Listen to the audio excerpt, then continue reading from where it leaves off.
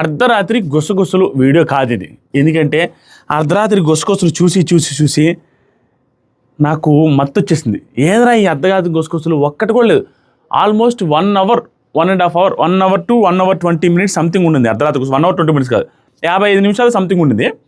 మొత్తం చూశాను. చూస్తే అక్కడ ఉన్న కాన్వర్జేషన్ ఏంటి అనేది మన బ్రాడ్కాస్ట్ ఛానల్లో పెడితే అందరూ నవ్వుకొని వదిలేశారు. కామెంట్ సెక్షన్లో ఇన్స్టాగ్రామ్ లింక్ ఉంది. అలాంటి అప్డేట్స్ని బ్రాడ్కాస్ట్ ఛానల్లో పెడతాం. 2,88,000 మంది ఉన్నారు. ఒకసారి చెక్ చేయండి.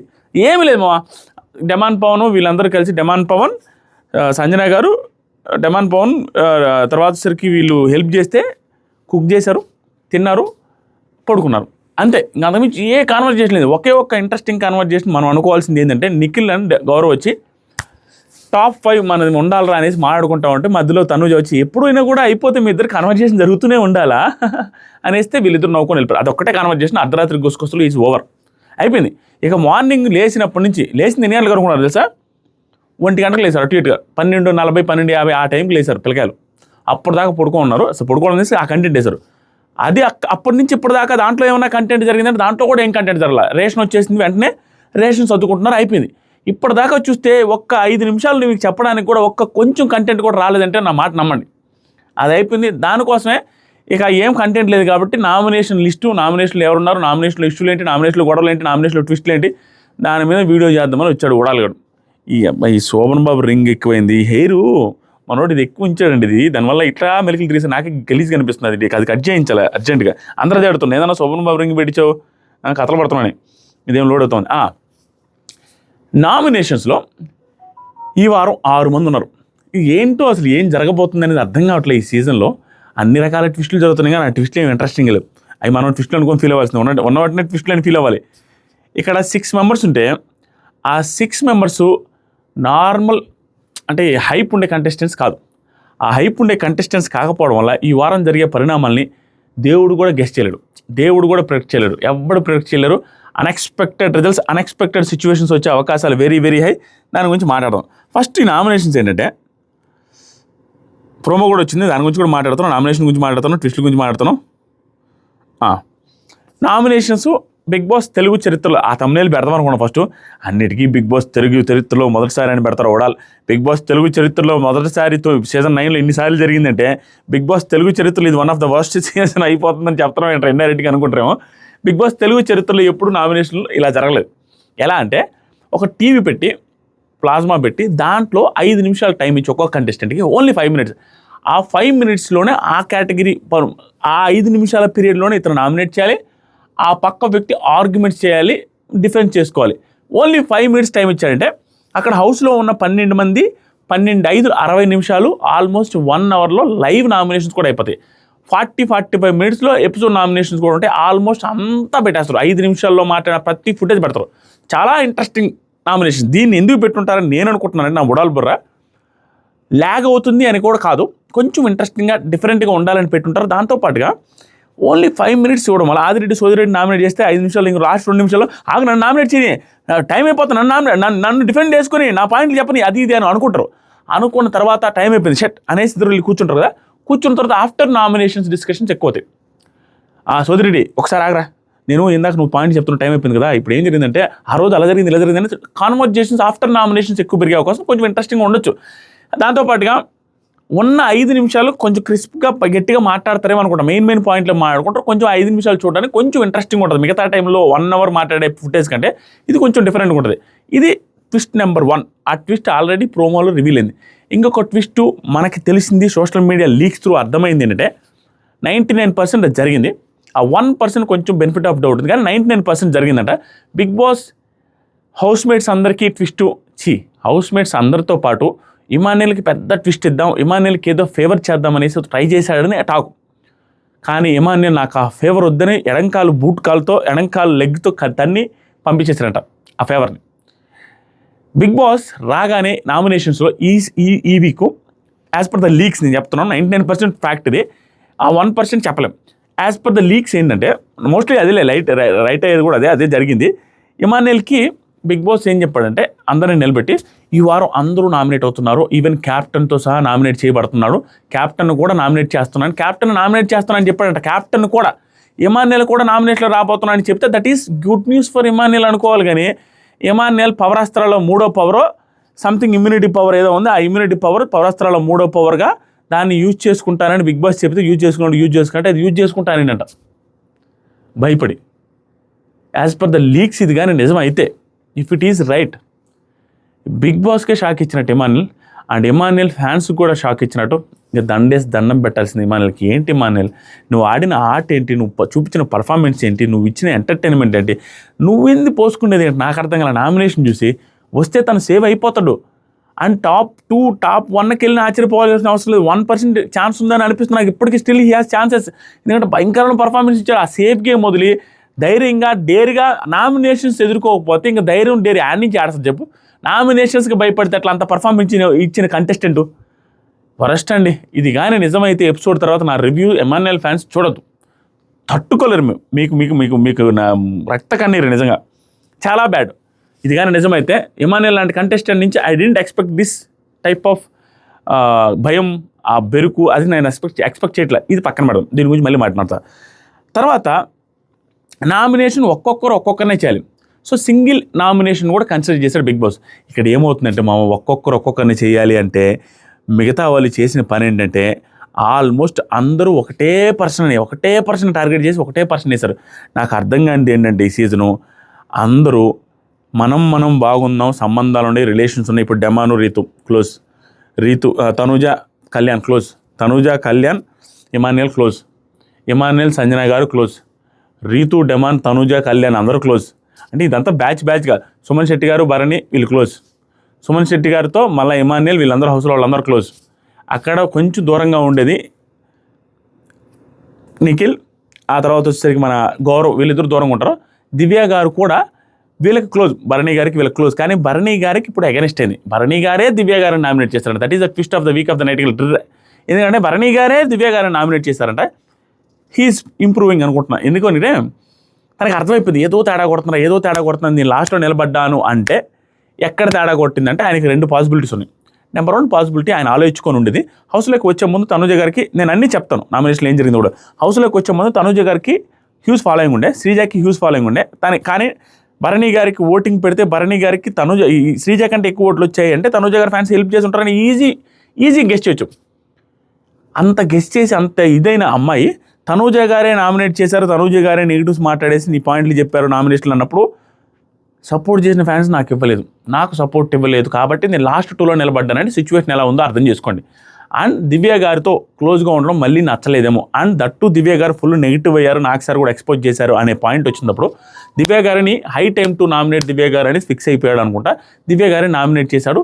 ఆ క్యాప్టెన్స్ టాస్క్ అవి ప్రూవ్ చేసుకోలేకపోయావు, ఎందుకు ఓవర్ స్ట్రాటజీలు వేసావు, నన్ను నమ్మట్లేదు, మధ్యలో ఆ పాయింట్లు ఇస్తావు వరుస్తూ, ఇట్లాంటి పాయింట్లు అని చెప్పి నామినేట్ చేశారంట. అది ఎంత స్ట్రాంగ్గా ఎంత సీరియస్గా చేశారనేది ప్రోమోస్ చూసిన తర్వాత మాట్లాడడం.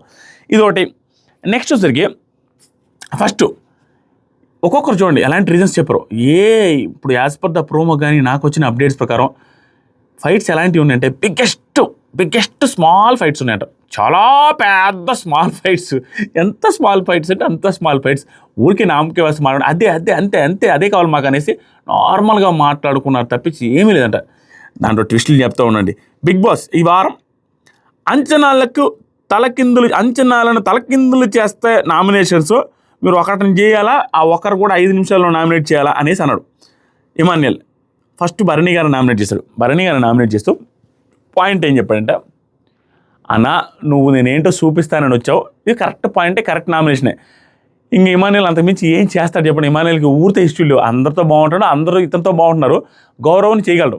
కానీ గౌరవం చేయడానికి గౌరవ్ పవర్ ఎత్తేసిన తర్వాత, గౌరవ్ పవర్ అన్ని తీసేసుకొని ఆడియో కాల్ విన్న తర్వాత గౌరవం చూస్తే జనాలు మామూలుగా ఉండదులే అనేసి గౌరవం చేయలేక భరణి గారిని చేయాల్సిన ఆప్షన్ తీసుకున్నట్టున్నాడు. గౌరవం చేయలేని సిచ్యువేషన్ అక్కడ. ఇప్పుడు భరణి గారిని నామినేట్ చేస్తే భరణి గారికి అన్నా నువ్వు ఏదో చూపిస్తానో మళ్ళీ అదే పాత ఇది ఉన్నారు, అదే పాతగా ఉన్నారు తప్పించి కొత్తగా ఏం చూపించలేదు. దాంతోపాటు ఇది పర్ఫెక్ట్ పాయింట్ చెప్పాడు. మీకు మీరు హైలైట్ అనుకోవాలి, కానీ తనుజ గారు మీకంటే బాగా ఆడతాడు మీరే యాక్సెప్ట్ చేయడం ఏంటన్నా, అది ఎలా కరెక్ట్ అవుద్దని అంటే భరణి గారు ఏమంటారు దీనికి కూడా, అవును నాకంటే ఆ అమ్మాయి బెటర్ అని అనిపించింది నాకు, అందుకని అనిపించింది అంటే అలా ఎలా అనుకుంటారన్నా, మీరు బెటర్ అని చెప్పుకోవాలి కదా, అదేంటన్నా మీరు ఆడారు కదా. దాంతో పాటుగా మీరు ఆ అమ్మాయికి కూడా ఆవిడ ఎవరైతే ఉన్నారో ఆ మనిషి పేరు జిల్లా, ఆ మనిషికి మీరు సపోర్ట్ చేశారు కదా, ఇది పర్ఫెక్ట్ పాయింట్. తనూజ గారికి మీరు సపోర్ట్ చేశారు, ఆ పాయింట్లు పెట్టుకోవచ్చు కదా అనే పాయింట్, ఆ పాయింట్లు పెట్టుకోవచ్చు. లేదంటే నాకంటే ఆ అమ్మాయి తక్కువ, ఆ అమ్మాయి ఎక్కువ అని చెప్పుకోవడం ఏంటి? ట్రైన్ టాస్క్లో అదే అన్నాడు, నామినేషన్లో అదే అన్నాడు, 2 సార్లు సేమ్ తనూజతోనే మాట్లాడితే తనూజతోనే నాకంటే ఈవిడే బెటర్ అనేసి ఒప్పుకున్నాడు. ఇక్కడ ఒప్పుకున్నాడు, అక్కడ ఒప్పుకున్నాడు, అలా ఎలా ఒప్పుకుంటావు అనే పాయింట్ మీద నామినేట్ చేశాడు. ఆ పాయింట్ మీద నామినేట్ చేయొచ్చు, గుడ్ పాయింట్. దానికి ఇంకే భరణి గారు ఏమి డిఫెండ్ చేసుకోలేరు, ఇతనితో అయితే అసలు డిఫెండ్ చేసుకోలేదు. ఎందుకంటే ఇతను హెల్ప్ చేశాడు, అతని కోసం టాస్క్ ఆడాడు. ఇవన్నీ జరిగినప్పుడు ఫుల్ ర్యాపో కూడా ఉంది. ఈ మధ్య నిన్నే ఆయన కప్పు దగ్గరలో ఇమాన్యుల్ ఉన్నాడు అని చెప్పాడు తనూజ గారిని కాదని. స్టిల్ ఇతను నామినేట్ చేసినప్పుడు ఆటోమేటిక్గా పాయింట్ కూడా బాగున్నప్పుడు భరణి గారు కూడా ఏం మాట్లాడిన సిచ్యువేషన్, భరణి గారు నామినేట్ చేశాడు. ఆ తర్వాత రీతు దివ్యాన్ని నామినేట్ చేసింది. నాకు రీతు దివ్యాన్ని నామినేట్ చేసినప్పుడు నాకు ఎందుకు నచ్చలేదని చెప్తాను.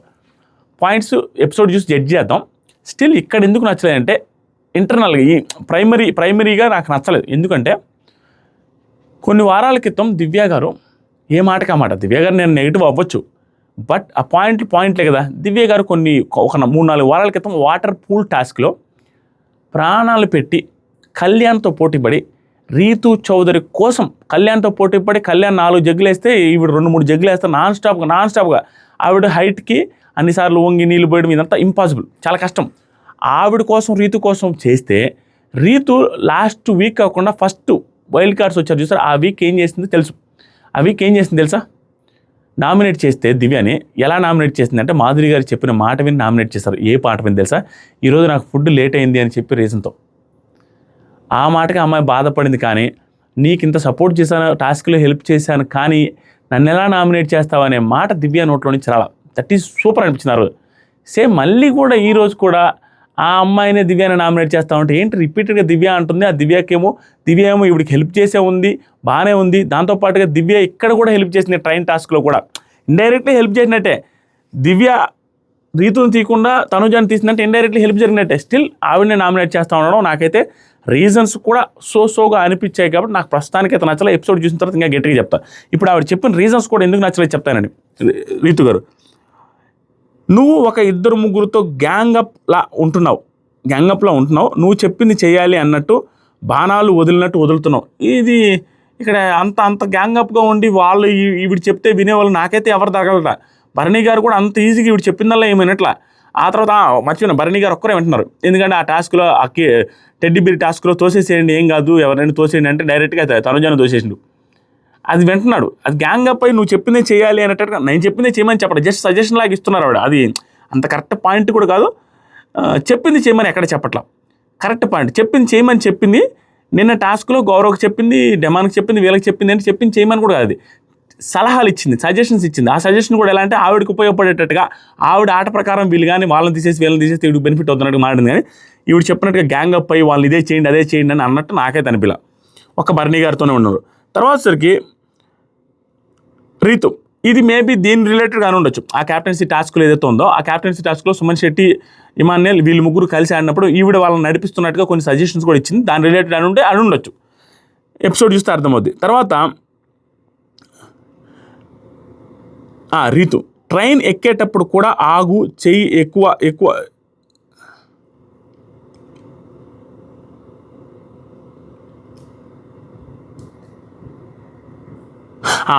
ట్రైన్ ఎక్కేటప్పుడు ఆగు, ఇప్పుడు ఎక్కువ తర్వాత ఎక్కువ అనేసి చెప్తాను. అప్పుడు అనిపించింది వీళ్ళ ముగ్గురు రిలేటెడ్గా మాట్లాడుతుంది, వాళ్ళతో మాట్లాడుతుంది కదా కొంచెం బాగా ఎక్కువ. ఇది మాన్యుల్ కూడా చెప్పాడు, ఆగు అన్న సుమన ఇదన్న అదన్న అనేసి వాళ్ళకి గ్రూప్గా ఆడారు.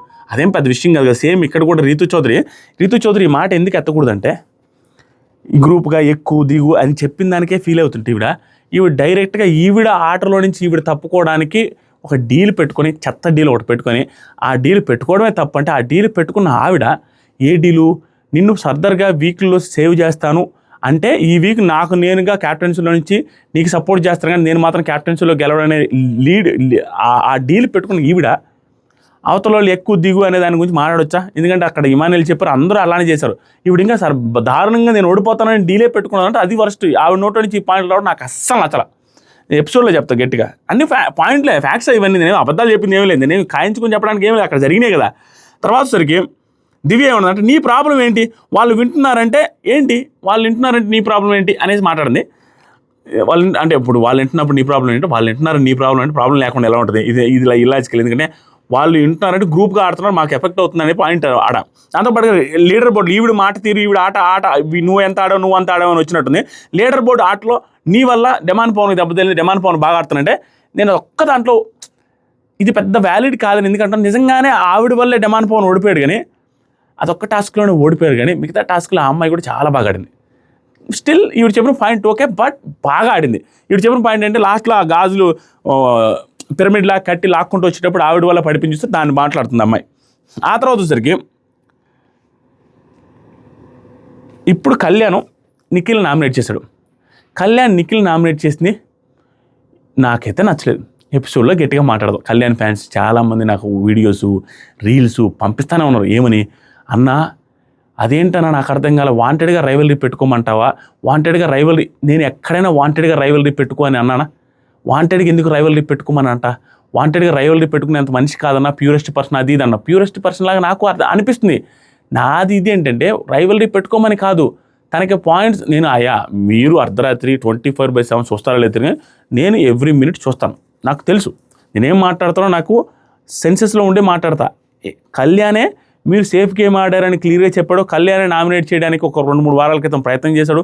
సేఫ్ గేమ్ ఆడారని అంటున్న కళ్యాణే తనూజాని నామినేట్ చేయమని కూడా నేను చెప్పట్లా. ఆ పర్సనే ఆ హింట్స్ వచ్చాయి, ఇది వచ్చాయి, అది వచ్చాయి, తనకు తెలుసు 1 పొజిషన్లో ఉందని. ఎందుకు ఇమాన్యుల్ కూడా ఇమాన్యుల్ని పెట్టుండొచ్చు కదా, తనని మళ్ళీ 1 పెట్టేదేంటి?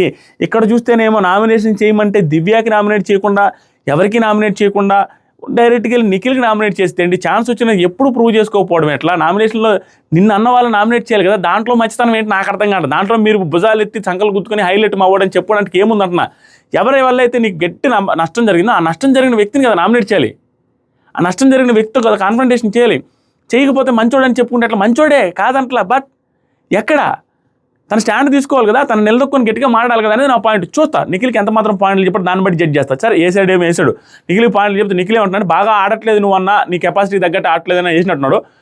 నిఖిల్ బాగా డిఫెండ్ చేసుకున్న విధానం బాగుంది. అదేంటి లీడర్ బోర్డు దాంట్లో నేను 4వ పొజిషన్లో ఉన్నాను, వీళ్ళందరికంటే ఎక్కువ ఉన్నాయి కదా భరణి గారు, సంజన, దివ్య కంటే, సో ఐఎమ్ ఇంప్రూవింగ్, టాప్ 5 కూడా వెళ్ళడానికి ఛాన్స్ ఉంది అది అన్నట్టు మాటలు కొంచెం బాగుంది. అదే నేను ఎక్స్పెక్ట్ చేస్తున్నాను అనే మాటలు అనేసి ఎండ్ చేశారు. ఇప్పుడు మీరు గమనించుండాలి, వీళ్ళు ముగ్గురు కూడా నామినేషన్లో ఉన్నారు. ఇక్కడ ఏదైతే నామినేషన్లో ఉన్నారో వాళ్ళందరూ 5 నామినేషన్లో ఉన్నారు. ఒక్కొక్క నామినేషన్ కూడా కన్సిడర్ చేశారు.